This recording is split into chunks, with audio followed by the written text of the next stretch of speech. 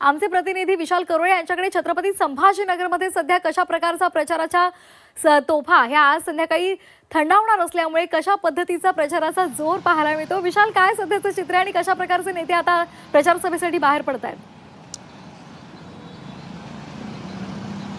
श्वेता, आजचा दिवस म्हणजे उघड प्रचारा 5:30 वाजता संपणार आहे आणि 5:30 नंतर एक छुपा प्रचार सुरू होणार आहे आणि त्यामुळे या निमित्तानं हा दिवस महत्त्वाचा आहे। तुर्तास आजचा दिवस प्रत्येक नेता, प्रत्येक उमेदवार हा मतदारांच्या गाठीभेटी कितपत घेता येईल यासाठी प्रयत्न करणार आहे। सकाळपासूनच छत्रपती संभाजीनगरमध्ये रॅलीजला सुरुवात झालेली आहे, पदयात्रांना सुरुवात झाली आहे। प्रत्येक नेता हा मतदाराच्या घरापर्यंत जाण्याचा प्रयत्न करतो। खरं तर आज संभाजीनगरमध्ये मेठा नेता कोणी नाही, मात्र गेली 3 दिवस MIMचे सर्वेसर्वा असद ओवेसी हे संभाजीनगरमध्ये तळ ठोकून आहेत।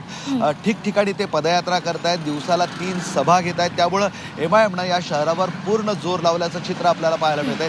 तर दुसरीकडे भाजपा आणि शिवसेना आज बाईक रॅली आणि पायी रॅलीमध्ये जाणार आणि जास्तीत जास्त मतदारांपर्यंत पोहोचण्याचा प्रयत्न करणार। त्यामुळे एकूणच आजचा दिवस मतदारांच्या गाठीभेटी घेणं, जास्तीत जास्त लोकांपर्यंत पोहोचणं आणि आपल्या पक्षाचा अजेंडा जास्तीत जास्त लोकांपर्यंत पोहोचवणं यासाठीचा महत्त्वाचा असेल।